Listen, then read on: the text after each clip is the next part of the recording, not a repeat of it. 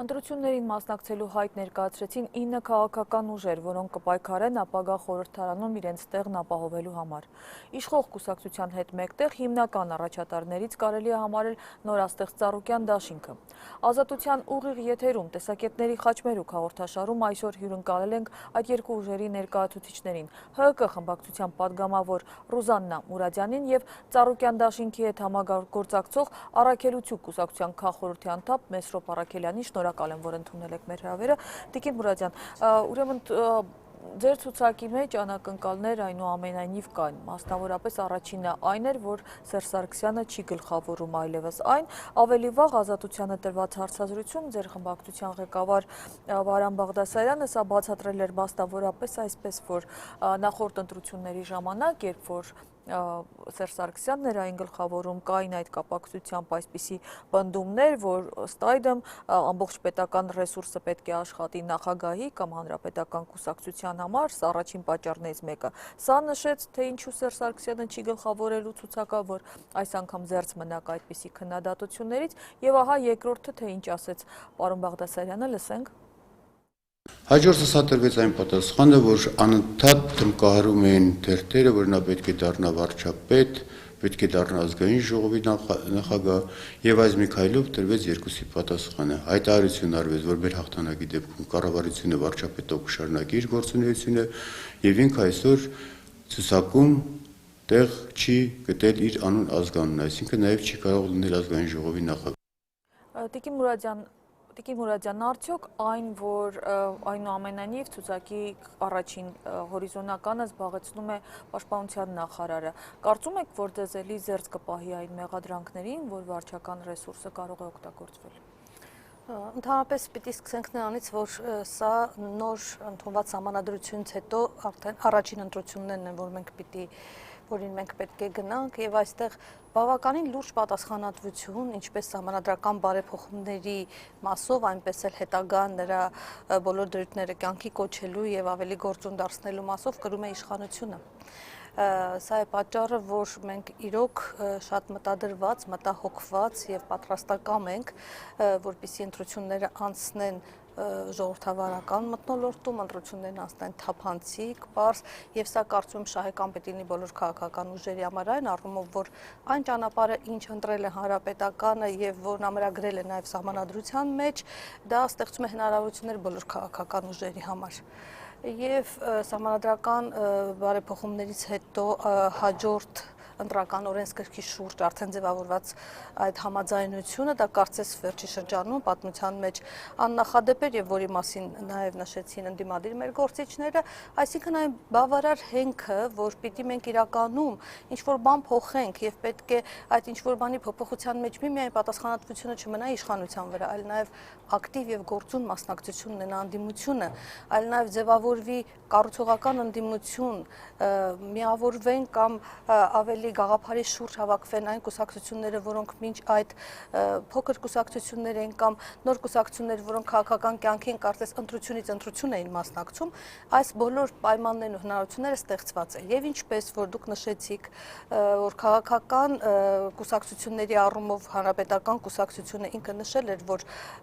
փոփոխություններ են լինելու եւ այդ փոփոխությունները անպայման սկսվելու են նաեւ ցուցակներից, դուք դրա ականատեսը եղաք։ Այսինքն փոփոխությունը համամասնական ցուցակում կայանում է նրանում, որ դուք տեսնում եք այնտեղ եւ նոր դեմքեր, եւ տեսնում եք հին դեմքեր։ Առաջին տասնյակի մեջ 3 նախարար կա, այսօր արդյոք սա վարչական էլի ռեսուրսի։ Այո, ես կարծում եմ ոչ, որովհետեւ եթե նախկին ցուցակի հետ համեմատում, ապա բոլոր նախարարներն էին ցուցակում եւ այստեղ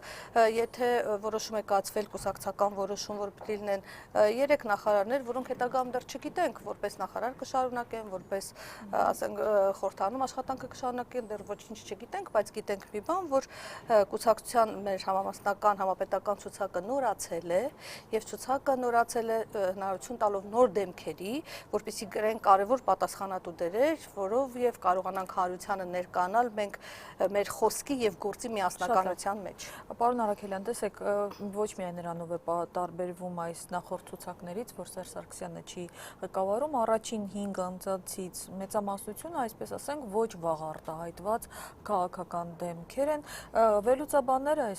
այս հարցի պատասխանը, թե ինչու է կուսակցությունը այսպես ասած նախապատվություն տվել ապա քաղաքական դեմքերին, վառ գոնե կուսակցական գործիչներ չեն, շատերը ընդամենը ամիսների պատմություն ունի Հանրապետականի հետ իրենց համագործակցություն, ինչպես Վիգեն Սարգսյանի, Արմեն Ամիրյանի եւ այլն,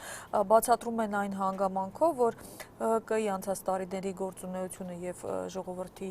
կողմից ունեցած չափաբաժինը չէր տալիս այդ հնարավորությունը, դուք այդ կարծիքին համամիտ եք։ Սա արդեն 2007 թվականից երկու ընտրությունը Հանրապետական կուսակցությունը մեծամասնություն է կազմում եւ ստանձնել է երկրի կառավարումը եւ վերջին 10 տարվա ընթացքում սկսած 2007 թվականի Հանրապետական կուսակցության նախընտրական խոստումները որևէ իրականություն չեն դարձել եւ ընդհանուր առմամբ ակնհայտ է, որ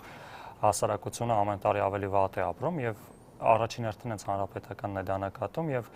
այսինքն ինչ է նշանակում, թե երկու ընտրություն մի կուսակցությունը հաղթել է, ինչի է նա հաղթող թիմին փոխում, այսինքն ակնհայտ է, որ առաջին հերթին հենց Հանրապետականն է տեսնում, որ հասարակության կողմից կա լուրջ դժգոհություն Հանրապետական կուսակցության նկատմամբ եւ փորձ է անում հենց ցուցակի առաջին համարներով հանրությանը տալ այլ ազդակներ, նաեւ դրանով փորձելով որոշակի վարկանիշի բարձրացում իրականացնել, իսկ ինչ վերաբերում է նշած վարչական ռեսուրսի օգտագործմանը ցուցակի առաջին համարների միջոցով դրա հետ այդքան էլ համաձայն չեմ, որովհետև ոչ այս ընտրություններին, ոչ նախորդ ընտրություններին պետական ռեսուրսը որևիցե ձևով ցուցակում առաջին, երկրորդ կամ առաջին տասնյակում ներգրաված մարդկանց հետ կապ չունի, քանի որ վարչական ռեսուրսի կիրառումը դա ներքևի մակարդակով է տեղի ունենում, այսինքն ակնհայտ է, որ 1-2 նախարար չեն զբաղվում վարչական ռեսուրսի օգտագործմամբ, այլ դրանով զբաղվում են համատիրության նախագահները, գյուղապետերը, այսինքն մի քանի հազար մարդիկ, ովքեր արդեն 2 տասնամյակ զբաղվում են ընտրություն կեղծելով եւ այդ մարդիկ շարունակում են այսօր կրել այդ նույն վարչական ռեսուրսները եւ գյուղապետերի մակարդակով, համատիրության նախագահների մակարդակով, դպրոցների տնօրեններով։ Նաեւ այստեղ ուզում եմ մենք նաեւ մեր երիտասարդ գործընկերոջը այսպես ընդմիջենք եւ հիշեցնենք, որ այո, Հանրապետական կուսակցությունը ինքը նախաձեռնեց սահմանադրական բարեփոխումները։ Նախաձեռնեց, որովհետև շատ հստակ կրում էր պատասխանատվություն երկրում նախորդ մարտահրավերների հետևանքների վերացման, արկա մարտահրավերներին դիմակայելու եւ ընդհանրապես բոլոր խնդիրների լուծման առումով։ Եվ սա է պատճառը, որ մենք շատ հստակ կարողացանք գտնել եւ խնդիրները, եւ պատճառները, եւ վերլուծությունները, եւ դրանից բխեց անհրաժեշտությունը փոփոխելու սահմանադրությունը, որպեսզի կարողանանք հնարավորություն։ Գիտեք, մենք փոքր երկիր ենք, այո, փոքր երկիր ենք եւ այս փոքր երկրում ոչ թե մեղավոր էր սահմանադրության, մեղավոր թույլ էին այն լծակները, որոնք պիտի հնարավորություն ընձեռնեին ընդդիմությանը մասնակցելու մեր երկրի համար կարևորագույն այն որոշումների իրականացմանը, այն ինչը որ սպասվում է մեզ 3/5-ով ազգային ժողովում առաջիկայում կարևոր պաշտոններում ընտրելու այն մարդկանց, ովքեր կրելու են պատասխանատվություն եւ այդ ընտրության մեջ ընդդիմությունը ոչ թե միայն հանրապետականի ընտրած տեխնացուի քննադատողի դերում պիտի լինի, այլ նաեւ մասնակցի դերում պիտի լինի նաեւ իր առաջարկները, կառուցողական առաջարկներով հանդես գալու։ Մեր ընդդիմադիր դաշտի, այսպես ասած, ոչ կառուցողական վիճակը դա բոլորովին էլ այն չի, որը պետք է հնարավորություն ստեղծի, որ իշխանությունը լավ աշխատի։ Ճիշտ հակառակը, ուժեղ իշխանության համար, ուժեղ ընդդիմություն է պետք եւ հենց դրա հնարավորությունները ստեղծեց իշխանությունը։ Ստեղծեց իշխանությունը, որտեղ քիչ առաջ ես ասացի, մեր ռեսուրսները քիչ են։ Մենք փոքր ռեսուրսներով մարդկային հնարավորություններ ու մեծ խնդիրներ լուծենք։ Դարձյալ ուզում եմ հիշեցնել, որ մենք այսօր մեզ վրա որպես 25 տարվա նորանկախ երիտասարդ պետություն կրում ենք եւ անցյալի հետևանքները, եւ ներկայի մարտահրավերները եւ դեռ ապագայի։ Հետեւաբար այս ամբողջի համար միայն ասենք տարիներ շարունակ պատասխանատվությունը վերցնել եւ այո, խնդիրների իսկ ինչ վերաբերում է խնդիրների լուծմանը, ապա ճիշտ կլինի, որ մենք ոչ թե այսպես ոչ իրատեսական արտահայտություններ անենք, այլ հստակ կարողանանք ժողովրդին ճիշտ ներկայացնենք, որ ոլորտում ինչ ձեռքբերումներ ենք ունեցել եւ դեռ ինչ խնդիրներ ունենք։ Իհարկե կասեմ, իշխանությունը վերջի տարիների ընթացքում, եթե դուք ուշադիր նայում եք նաեւ մեր պետական բյուջեն նկատառնախ, այն որ մենք բնակաշինության գործում որքան էլ եթե ունենք խնդիրներ, բայց ունենք շատ մեծ ձեռքբերումներ։ Այն որ մենք այսօր ունենք ձեռքբերումներ, որտեղ այսօր ունենք նորանկախ Հայաստանի բանակ։ Սա մեր առավելությունն է, մենք այսօր ունենք սոցիալական ոլորտում բավականին լուրջ ձեռքբերումներ։ Ունենք կրթության Սոցիալական ոլորտում վերջի 10 տարում 2007 թվականի հանրապետականի նախընտրական ծրագրում խոստացվում էր 5 տարում համախառն ներքին արդյունքը կրկնապատկվել։ Անցել է 10 տարի, համախառն ներքին արդյունքը նույն մակարդակի վրա է մնացել։ Սոցիալական ոլորտում ես հստակ կոնկրետ ծրագրեր եմ ասում, որտեղ դուք ժողովրդին կարողանաք ավել իրատեսականորեն ներկայացնել։ Օրինակ, մասնավորապես տարիներ առաջ մեզ համար դա կարող էր երազանք թվալ, որ մանկավարժները կարող են օգտվել սոցիալական այնպիսի փաթեթներից, որը կապահովի նրանց առողջության կանխարգելման, բուժման եւ այլն խնդիրներ։ Սա նախկինում մեզ համար կարող էր երազ թվալ։ Այն տարիներին, երբ մենք տարիներ շարունակ մանկավարժը աշխատավարձ չես տանում, տարիներ շարունակ այդ աշխատավարձը շատ ցածր էր։ Աշխատավարձների բարձրացումը դեռ պետք է խնդրեմ, որ Քարոզ Արշավը դեռ արխիվում է, մենք դեռ կհասցնենք թեմատիկ բաներով առանձին անդրադառնալ, այսօր խոսենք միայն ցուցակների մասին, սևացնել ամեն ինչ, որտեղ դրանով մենք չենք հասնի ոչնչի, պետք է հստակ տարանջատել, սևը սպիտակից, փորձել միասին վերադառնալով ցուցակին, այն հանգամանքը, որ այսպես ասած երիտասարդ հանրապետականներն են մղվել առաջին պլան եւ ավելի շատ ՀՀԿ-ի հնաբնակները հայտնվել են ցուցակի ստորին հորիզոնականներում, արդյոք կուսակցությունում չի առաջացել դժգոհություն։ Գիտեք, ստորին հորիզոնականներ եւ վերին հորիզոնականներ հասկացություններ, ես կարծում եմ համամասնական ցուցակի առումով եւ ընդհանրապես նորոգություն նախորդ ընտրություններում մինչեւ 80-րդ տեղերը համարյա անցողիկ էր համարվում, այս անգամ կարծես տրամաբանությունը այլ է։ Գիտեք, այս պահին, ասենք, անցողիկ տեղ հասկացությունը սահմանելը երևի ճիշտ չի լինի, որտեղ ամբողջը կախված կլինի ընտրություններից եւ կախված կլինի ընտրության արդյունքներից։ Դրա համար ես պարզապես ուզում եմ ասել, որ այն հիմնական, ասենք, փորձառու ներկայացուցիչները կուսակցության հենց գտնում են ցուցակի կենտրոնական մասում, ոչ թե վերջերում։ Կենտրոնական մասում են գտնվում ցուցակի եւ դրանից առաջ, երբ ասենք նոր մարդիկ էր, այդ նորերի մեջ նաև կան կուսակցության հիմ փորձառուներ, մասնավորապես անուններ երևի չնշեմ, հա, կամ երևի նշեմ, նույն Շարմազանով Էդիկը առաջի, ասենք, հորիզոնականներում է, այնտեղ են նաև, ասենք, միջին օղակներում գտնվում են մեր ավագների խորհրդի նախագահ Գալուս Սահակյանը, կանանց խորհրդի նախագահ Հերմինե Նաղդալյանը, երիտասարդական ուրեմն կազմակերպության նախագահ Կարեն Ավագյանը, այսինքն այդպես չի, որ վերջում է, միջին օղակներում գտնվում են մեր կուսակցության նաև փորձառու մարդիկ, ովքեր իսկ հիմա նպատակահարմարությունը եկել է լուրջ քննարկումների եւ նաև բխում է նրանից, որպեսզի մենք կարողանանք իրականում հանրությանը այն ինչ որ ասվել էր եւ խոստացվել էր ներկանանք հենց մեր խոստումով, այն ինչ որ միշտ հանրապետականը անում է եւ երկու հարցել ՀԿ ցուցակի մասին ու կանցնենք արդեն Ծառուկյան դաշինքի ցուցակին, այսպիսի վերլուծություններ էլ կան, որ այն որ ցուցակը գլխավորում է Վիգեն Սարգսյանը, սա հստակ մատնանշում է, որ այսպես ասած նա է պատկերավոր ասած իշխանության ժառանգորդը։ Համարում եք, որ այսպիսով ընտրությունը կատարված է, թե դեռ վաղ է եզրակացությունների համար։ Հարցը ինձ է կողում, թե կարծում եմ, որ նաև Վիգեն Սարգսյանի ցուցակը գլխավորելու մեջ դա կա, հիշենք նաև որոնց պաշտպանության նախարար դառնալուց ընդամենը մի քանի օր անց նա հայտարարեց հանրապետական կուսակցությանը անդամակցելու մասին, մինչև այդ պաշտպանության նախարարները փորձել են կուսակցության մասով որոշակի հեռավորության վրա գտնվել գոնե ժամանակային մասով, այսինքն անմիջապես չեն դարձել կուսակցական, թեև հանրապետական կուսակցությունը հայտարարում է, որ ընտրություններում հաջողության հասնելու պարագայում կշարունակի կառավարությունը գլխավորել Կարեն Կարապետյանը, սակայն նույն սահմանադրությամբ 2018 թվականին նախագահի լիազորությունների ժամկետի ավարտից հետո կառավարությունն էլ օրենքի ուժով հրաժարական է տալուս եւ ձևավորվելու է արդեն նոր կառավարություն, որտեղ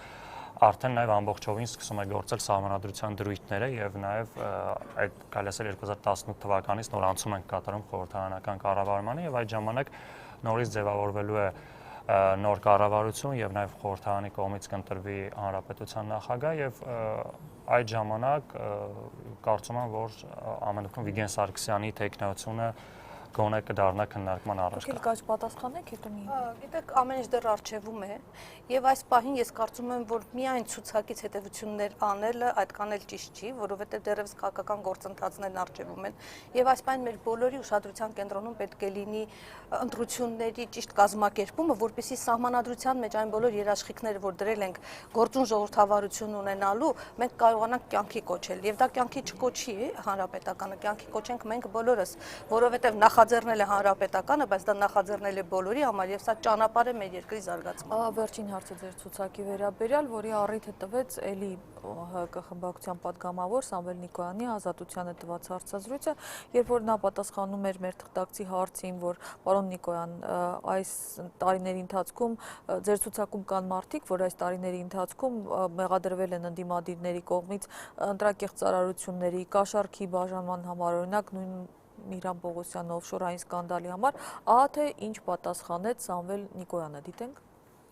Մենք տալիս ենք ձեզ հնարավորություն ընտրելու, որն է ձեր արժի համակարգը, ձեր արժի համակարգի համաձայն ընտրեք թեկնածու եւ ընտրեք։ Դուք ում ուզում եք ընտրեք, մենք մեկ մարդու չենք առաջադրում, որ դուք բողոքեք, ասեք, դուք բերել եք, մեզ առաջադրում եք միայն մեկ մարդու եւ ձեր կուսակցական մեխանիզմները աշխատեցում կամ իշխանական ռեսուրս օգտագործել, դուք ուզում եք այդ մարդը դառնա падգամավոր։ Մենք ասում ենք, չեք նվազեցնում այդ նույն գիտության մարդու շանսերը։ Ոչ, մենք ասում ենք, մենք ունենք 15 թեկնածու, որտեղ կա դոկտոր։ Խնդրեմ, գնացեք ընտրեք նրան, որտեղ կա մանկավարժ, կա մշակութային գործիչ, ընտրեք նրանց։ Հավասար մրցակցային պայքար է, հասարակություն, որն է քարժի համակարգը, ըստ ընտրողի յուրաքանչյուր, ըստ դրա ինքը կարող է ընտրություն կատարել։ Ըստ այդմ ստացվում է, որ ՀՀԿ-ն սենց մոտավորապես որոշակի փորձարկում է կատարում ցույց տալու, որ մեր ժողովրդի արժե համակարգը կարող է լինեն նաև հոգուտ այս մարդկանց, ովքեր այսպիսի մեղադրանքների են արժանացել։ Ու իմ նշած հենց վարչական ռեսուրսների օգտագործումը հենց այս ընտրություններում նաև իր ցայտուն արտահայտությունը կունենա հենց ռեյտինգային համակարգով, որ ռեյտինգային համակարգով հիմնականում առաջադրված են մարդիկ, ովքեր հենց կրում են այդ վարչական ռեսուրսը մարզերում, Երևանում, համայնքներում այդ համատիրությունների, թաղապետարանների, քաղաքապետարանների միջոցով եւ հենց դրանով էլ հանրապետական կուսակցությունը նաեւ որտեւ օրենսդրությամբ անցում կատարեցինք ամբողջովին համամասնական ընտրակարգի, սակայն ակնհայտ է, որ նաեւ հենց տեկուզ օրենքով 50% ձևավորվելու է ռեյտինգային համակարգի միջոցով եւ հենց ռեյտինգային համակարգի միջոցով օգտագործող վարչական ռեսուրսի հաշվին հենց իրականացվի ամբողջ ընտրարշավը։ Ճիշտ ասած, ես ուզում եմ հիշեցնել ձեզ ամիսներ առաջ տեղական ինքնակառավարման մարմինների ընտրությունները, որը կարծես մի յուրատեսակ այսպես փորձության ենթարկեց այն ընտրական օրենսգիրքը, ինչը որ մենք փորձեցինք ընդհանուր համաձայնության արդյունքում ունենալ եւ տեսանք, որ եւ որի մասին այդ ընտրությունների լավ արդյունքների, ընտրությունների ճիշտ ընթացքի եւ առավելագույն, այսինքն որպես լավ ընտրություններ որակելու մասին նաեւ ընդդիմության ներկայացուցիչները ներկայացեցին։ Եվ մենք տեսանք այնտեղ, որ բավականին մեծ ձայներ հավաքեց հանրապետական կուսակցությունը։ Այսինքն հավաքեց եւ այսինքն սա ժողովրդի հենց քվեն էր եւ կարծես ինչ որ մի տեսակ մի այսպես փորձություն էր, այդ փորձությունը, որ ասում եք հանրապետականը փորձություններ, որպեսզի հասկանանք այս քաղաքական մշակույթը, որ փոխվեց, այսպիսի նոր փոփոխությունները արդյոք որքանով են հասանելի, որքանով կա այդ կամքը, որտեվ ուզում եմ ձեզ հիշեցնեմ տարիներ առաջ նախորդ ընտրական օրենսգրքում էլ ընդդիմությանը հավասար հնարավորություն տրվեց ընտրական հանձնաժողովներում 50-50% ներկայանալու եւ նաեւ վստահված անձեր եւ նաեւ դիտորդների, ես շատ լավ հիշում եմ, ինքս մասնակից եմ եղել նաեւ այդ գործընթացներին, որ տեղերը չլրացվեցին ընդդիմության, եթե դուք չգիտեմ որ թվականից եք քաղաքականության մեջ, կարծում եմ որ դա այդ փաստը ձեր աչքից պիտի չվրիպեր։ Այսինքն այն հանգամանքը, որ դա եղել է խնդիր եւ այդ խնդիրը մենք տեսնելով փորձել ենք այդ խնդրին տալ լուծում, որ կարողանա ընդդիմությունն էլ ինքը իր առավելագույն ուժերի եւ այսինքն այս թեկուզ դաշինքների ստեղծման այս ճանապարհով կարողանա տված հնարավորությունը անմիջականորեն երկրի գործուն կառավարմանը մասնակից լինելու օգտագործի, դա հենց հանրապետականի կողմից տրված հնարավորություն է։ Ծառուկյան դաշինքը ինչպես օգտագործեց, նա այնպեսի տպավորություն է, որ այս ընթացքում գաղտնիք չէ, որ հանրապետականին հաջողվեց ձերբազատվել իր ցուցակի որոշակի օդիոզ դեմքերից եւ դրանք հայտնվեցին ձեր ցուցակում, Ծառուկյան դաշինքի ցուցակում, ինչպես Վարդան Ղուկասյանն էր Գյումրիի նախկին քաղաքապետը, ինչպես ասենք հետաքրքիր էր նաև Խաչիկ Մանուկյանի պարագան, որը վկայեց, թե ինչ որ հարցումներ էր իր ընտրատեղամասում, ընտրատարածքում անցկացվել, պարզվել էր, որ ինքը ցածր վարկանիշ ունի եւ ինքը ահա հիմա ձեր կողմից է առաջադրվում։ Արդյոք սա չգիտեմ ոնց ասեմ, լավ է խոսում ձեր դաշինքի մասին։ Ասեք այն փաստը, որ հանրապետականից ձեր նշած տեսակի մարդիկ դուրս են եկել, այդքան էլ այդպես չէ, ցուցակի սկզբնական հատվածում հանրապետականի նոր դեմքեր են, սակայն մասնապես հենց ռեյտինգային համակարգում գրեթե բոլոր այն տեխնացուները, ովքեր նախկինում առաջադրվել են եւ այսօր նաեւ ազգային ժողովի падգամավոր են, շարունակում են առաջադրվել, ինչ վերաբերում է մի քանի անձանց, ովքեր հանրապետական կուսակցությունից դուրս են եկել փաստացի կամ փաստացի, որ կամ նախկինում, այսինքն ձեր նշած անձինք արդեն մի քանի տարի է հանրապետական կուսակցությունում ակտիվ գործունեությամբ չեն զբաղվում եւ այսինքն 1-2 անձնավորություն որոշակի իրադարձությունների բերումը, որ հնարավոր է հայտնվի այլ դաշինքում, այլ քաղաքական ուժում, քաղաքական դաշտը բավականին փոքր է կարելի ասել եւ նման դեպքեր առաջին անգամ տեղի չի ունենում եւ այսինքն 1-2 Քանգեցիք իմ ասածին, որ այնուամենայնիվ մենք փոքր ենք։ Փոքրաթիվ ենք 1-2 անձեր, որ որոշակի քաղաքական դիրքորոշման փոփոխություն են կրում, դա չի նշանակում, որ ամբողջ Ծառուկյան դաշինքի գաղափարախոսությունը կամ ծրագրերը դրա հաշվին պետք է փոփոխության ենթարկվեն։ Նուրազյան, դուք ինչպես եք գնահատում այդ հանգամանքը, որ Ծառուկյան դաշինքը սկզբում խոսում էր լայն կոնսոլիդացիայի մասին, բայց ըստ էության ի վերջո վերջնական համաձայնությունը կայացավ ընդամենը ԲՀԿ-ի, Ալյանսի եւ ահա Առաքելություն կուսակցության միջեւ։ Ինչը չհաջողվեց։ Ընդհանրապես մենք այս ամեն ինչին վերաբերվում ենք այն քաղաքական կամքը դրսևորելով, որ իրականում այն ինչ դաշտ ստեղծել ենք եւ ուզում ենք, որ ստեղծած լինենք, որպեսզի բոլոր քաղաքական ուժերը իրենք վերանայեն իրենց հայացքները, վերանայեն իրենց գաղափարները եւ ձևավորվեն եւ համախմբվեն մեկ ընդհանուր գաղափարի շուրջ, դա որպես իշխող կուսակցություն եւ որպես նախաձեռնության, այսպես ասած, այս իրավիճակի հեղինակ մեզ գոհացնում է այն առումով, որ մենք փաստորեն հնարավորություն ենք տալիս, որ իրականում այն կուսակցությունները, որոնք անգամ մենք օրենք ունեցանք ազգային ժողովում, այդ մարդ կուսակցությունների կամ փոքր թիվ կուսակցությունների կամ ընտրություն այս կուսակցությունները իրենց ուժերը եւս օգտագործելու եւ այո կիրառելու եւ իրացնելու հնարավորություն ունենան։ Այս հնարավորությունը կարծես ստեղծվեց։ Հիմա քաղաքական նոր մշակույթ է ձևավորվում։ Փորձենք տեսնել այս քաղաքական նոր ձևավորվող մշակույթում, ինչպես տեսեք, երբ խոսում ենք մի տեսանկյունից, բնականաբար դիրքորոշումը լինում է, որ նրանք ովքեր 1-2-ը այստեղ կամ նրանք ովքեր այնտեղ որ նորն են մեր ցուցակում, այդ նորերը չգիտես։ Այսինքն մենք բոլորին վերաբերվում ենք ոչ թե թերահավատորեն, այլ բոլորին վերաբերվում ենք հավատով, որովհետև չի կարելի որևէ անձի համար ասել, որ այս անձերը այստեղ ինչպես են այնտեղ կամ մնացին այնտեղ, որովհետև այդ անձերին ընտրում է ժողովուրդը։ Իսկ ժողովրդի քվեին չի կարելի վերաբերվել թերահավատով, ժողովրդի քվեի հետ խորին հարգանքով ենք վերաբերվում ենք, դրա համար տալիս ենք այդ հնարավորությունը ռեյտինգային ցուցակներում, տարբեր ձևաչափերով եւ իրենց ուժերը գնահատող եւ ժողովրդի կողմից ընտրված մարդիկ դարձյալ ունենան իրենց դերակատարությունը, թե ինչու չստացվեց կոնսոլիդացիան։ Իսկ պարոն Ծառուկյանի կողմից, որ հայտարարվեց լայն կոնսոլիդացիայի առաջարկ, անընդհատ եւ պարոն Ծառուկյանի եւ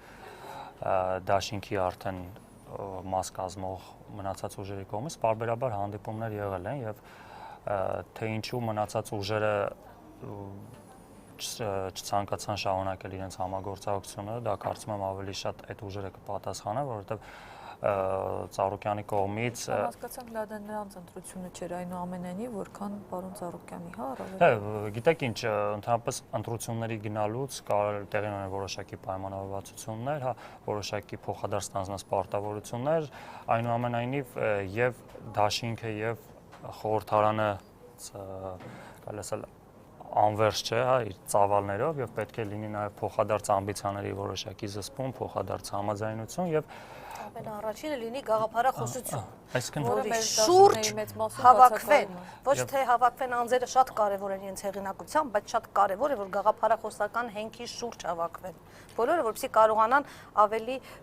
նպաստավոր ծրագրեր անեն երկրի զարգացման ուղիղ մասնակցելու։ Այդ ուժերը թե ի վերջո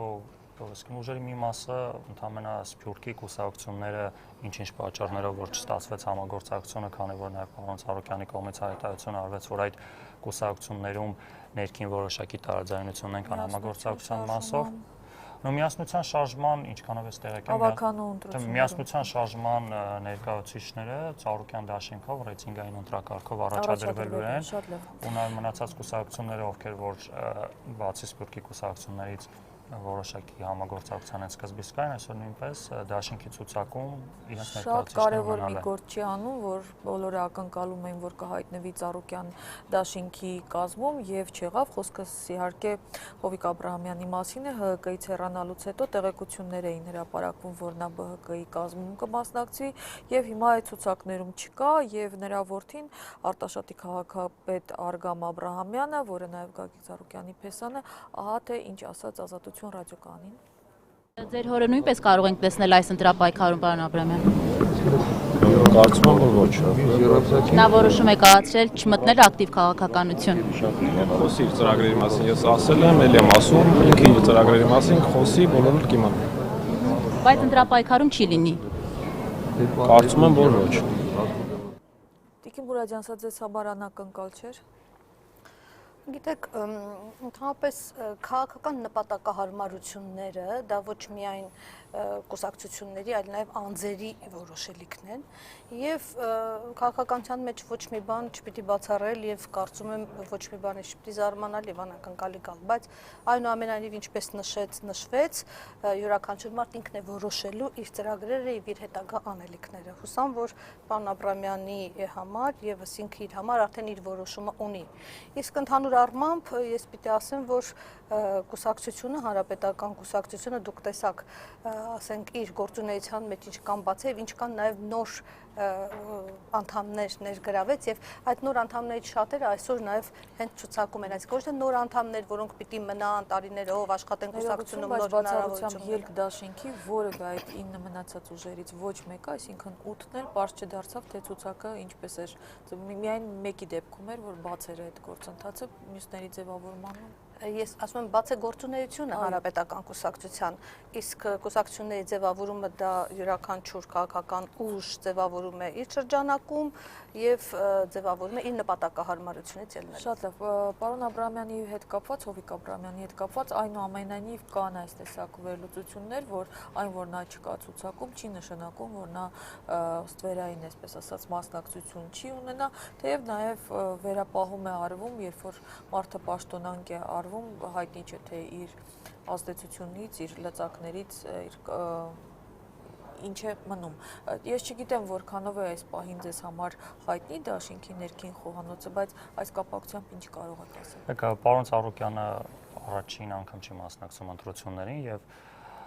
սեփական ռեսուրսների եւ սեփական թիմը միշտ Ծառուկյանի կողմից հրապարակային ներկայացվում է եւ Ծառուկյանի կողմից նույնպես ներկայացվել է, որ Հովիկ Աբրահամյանը որևէ առնչություն Ծառուկյան դաշինքի հետ ոչ հրապարակային, որ ստվերային չունի,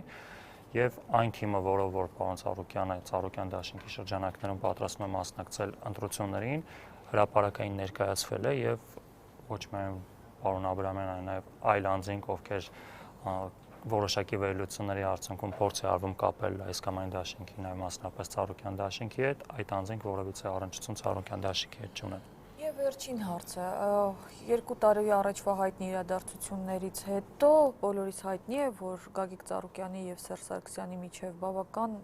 չգիտեմ, ջերմ հարաբերություններ էին, նախագահ Դյան եւ այլն, միասին բացումներ եւ այլն, ահա առաջին անգամ Գագիկ Ծառուկյանը կարծես քննադատական բավական հայտարարություն արեց հարցին ի պատասխան, այսինքն նրան հիշեցրեցին, որ Սերժ Սարգսյանը ասել էր, թե չի ողջունում Ծառուկյանի վերադարձը քաղաքականություն եւ ահա թե ինչ ասաց Գագիկ Ծառուկյանը։ Վստահ եմ լսել եք ինչպես Սերժ Սարգսյանն ասաց, որ չի ողջունում ձեր վերադարձը քաղաքականություն։ Այս հայտարարությունը ինչ որ ձևով ազդեցություն կունենա ձեր վրա։ Ես չգիտեմ, դա գնացեք ժողովրդին հարցեք, ձեր ցավը տանը։ Հիմա ես Ծառուկյանը ոնց որ մաքուր, անկեղծ, հավատարիմ եղել է իր թիմին, իր ժողովրդին։ Ես ասում եմ, եւ դուք էլ գիտեք, դուք էլ եք զգում, որ այս մարդը մաքուր մարդ է, կառուցող մարդ է, նվիրյալ է իր ազգին, իր ժողովրդին։ Նախագահի այդ հայտարարությունը ձեզ ետ չի պահելու, դուք վճռական եք եւ մինչեւ վերջ գնալու։ Նախագահն է, դա իր մոտեցումն է, իր որոշումն է։ Ես նոր եմ ասում, ցանկացած իմ թիմակիցն եմ ասել, ոչ թե միայն նախագահին, ցանկացած կուսակցության որեցե մեկին վիրավորելու, նեղացնելու, ցեղ շպրտելու, դա թույլ մարդն է անում։ Վիրավորելը, ցեղ շպրտելը դա թույլ մարդն է անում։ Ընդհանրապես նեղացվածություն բառից եմ ուզում սկսել, որ իրոք նեղացվածությունը քաղաքական կատեգորիա չի եւ քաղաքականության մեջ ընդունելի չէ։ որովհետև տարբեր ժամանակներ, տարբեր հանգամանքներ, տարբեր իրավիճակներ կարող է հանգեցնել տարբեր լուծումների։ Բայց շատ կարևոր է, որ այդ բոլոր լուծումներից մենք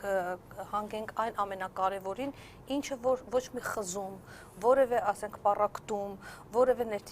թշնամանք կամ որևէ հետագա աշխատանքների խզում չի առաջացնելու հետագա ծրագրերի իրականացման։ Մի բան, որ այսօրվա ստեղծված քաղաքական իրավիճակը դրա մասին է խոսում, եւ ինչպես տեսանյութում էլ տեսանք, այո, ասենք, հնարավորությունը տրված է ժողովրդին։ Այսինքն ժողովրդին տրված է հնարավորություն ընտրելու եւ տրված է հնարավորություն ընտրելու բավականին լայն այսօրվա այդ ներկա պնակը քաղաքական, որ մենք ունենք, 9 քաղաքական ուժեր, որից 4 դաշինք եւ 5 կուսակցություններ, հենց խոսում են նրա մասին, որ կարող են շատ տարբեր այլ կուսակցություններ եւ անհատներ, որոնք ունեն այդ հնարավորությունը եւ այդ հնարավորությունը ստեղծված է այսօր եւ դա գործուն ժողովրդավարության լավագույն օրինակ է։ Գիտեմ, այս արտահայտությամբ լրագրողներս փորձում ենք հասկանալ, թե ինչպես է անցնելու հետագա քարոզարշավը, այսինքն մասնավորապես ձեր երկու քաղաքական ուժերի միջև լինելու է խիստ քննադատություն, ի ցույց են դրվելու ձախողումները, սխալները, թե ավելի մեղմ։ Ասենք հիմնական խնդիրը նաև պարոն Ծառուկյանի կողմից հայտարարվեց, այսօրվա սոցիալ-տնտեսական շատ ծանր իրավիճակն է, որ առանց մակրոտնտեսական ցուցանիշները նորից կրկնվելու, ուղղակի հասարակությունը տարեստարի Հայաստանում գնալով վատ է ապրում, այսինքն աղքատության մակարդակ, մնացած բոլոր ցուցանիշները նույնպես վատանում են, որի գլխավոր հետևանքը, որը դարձել է երկրի թիվ 1 խնդրը, դա արտագաղթն է։ Այսինքն վերջին 10 տարում մոտ 400,000 հոգի Հայաստանի բնակչության 10%-ից ավել արտագաղթել է։ Էլ չհաշված, որ մոտավորապես 3.5 միլիոնից ավել մարդ արդյունքում ընտանիքները կիսվել են։ Եվ այսինքն հիմնական մեր խնդիրը, մեր դաշինքի խնդիրը, նաև հրապարակվեց այն 15 կետերը, որոնք հաջողության հասնելուց հետո առաջին հերթին իրականացվել են, այսինքն մեր խնդիրը ժողովրդին ներկայացնել այն ծրագրերը, որոնցով իշխանության գալուց հետո Ծառուկյան դաշինքը պատրաստվում է փոփոխություններ կատարել եւ կախված արդեն ժողովրդի Ձեր ծրագրերի մասին կխոսենք արդեն դրաշավի ընթացքում, շնորհակալ եմ։ Խնդրեմ։ Ուզում եմ մի փոքր ավելացում անել, եթե կարելի է, ես կարծում եմ, որ սա իշխանության գինն է, երբ տարբեր տարիներին դու կրում ես պատասխանատվություն եւ նայած թե այդ պայն քո կողքը որ քաղաքական ուժն է կանգնած հետո ով է գալիս, ով է գնում եւ այդ ընթացքում ինչպիսի փոփոխություն է լինում մակրո եւ միկրոտնտեսական եւ ժողովրդի սոցիալական վիճակի, միևնույնն է այնուամենայնիվ բեռը եւ պատասխանատվությունը մեր իշխանության վրա։ Եվ սա է պատճառը, որ մենք այսօր բոլորին հրավիրում ենք մասնակից լինելու, ոչ թե կողքից գալու ժամանակավոր եւ ընդհանուր մասնակից լինելու ավելի երկարաժամկետ ծրագրերով այս երկրի գործուն կառավարմանը եւ կառավարման արդյունավետության բարձրացմանը եւ իրենց մասնակցությամբ ոչ միայն ասենք կոնկրետ քննադատողի, խոսողի կամ ինչ որ խնդիրներ ներկայացնողի, այլ նաեւ մեր դժվարությամբ ձեռքբերումներին անմիջական մասնակցություն ունենալու եւ պիտի հորդորեմ, որ երբ որ խոսում ենք ինչ որ երևույթների մասին, շատ լավ կլինի, որպեսզի մենք կարողանանք առանցին ունենալ նաեւ այն բոլոր ձեռքբերումները, ոչ թե ասենք հարցնենք, այ որն է օրինակ, որտեղ դա ժողովրդի մոտ թյուրիմացություն է ստեղծում, ունենանք այն բոլոր, ես պատասխանեցի ձեռքբերումները սոցիալական ոլորտում, կրթության ոլորտում, ինչն է մարդիկ արտագաղթում։ Լավ կլինի այդտեղ ուրեմն խորը Մենք ունենք, ես ասացի սկզբում իմ խոսքի, որ մենք ունենք նախորդ մարտահրավերների հետևանքներ, որոնք դեռ չի լուծվել եւ մարտահրավերներ, որոնք այս պահին գալիս են։ Եվ պետք է դրան ավելի, ես կարծում եմ, որ մենք մոտենանք ոչ թե հարևանցի, այլ մոտենանք որպես բնակչի կարգավիճակով եւ փորձենք լուծումներ տալ։ Այն հնարավորությունը, ինչ որ այսօր տրված է ձեզ, այ որպես երիտասարդ քաղաքական գործիչ կգաք խորհրդարան եւ կփորձեք ձեր կոնկրետ գործում, այո, բնակչի երկրի քաղաքացու երկրի տիրոջ կարգավիճակն ենք մենք ձեզ ուզում հիշեցնել եւ ուզում ենք ձեզ ակնկալել, որ սիրով խորհրդարանում որպես երիտասարդ խոստումնալից գործիչ ցույց կտաք ձեր կոնկրետ գործուն քայլերը որոշակի խնդիրներ լուծելու։ Շնորհակալ եմ մեր հրավերը ընդունելու համար։ Հիշեցնենք, որ Ազատության ուղիղ եթերում տեսակետների խաչմերուկ հաղորդաշարում այսօր հանդիպեցին Ծառուկյան դաշինքի անդամ, Առաքելություն կուսակցության քաղխորհրդի անդամ Մեսրոպ Առաքելյանը եւ ՀՀԿ խմբակցության պատգամավոր Ռոզաննա Մուրադյանը։ Հաղորդումը վարեց Աննա Իսրայելյանը։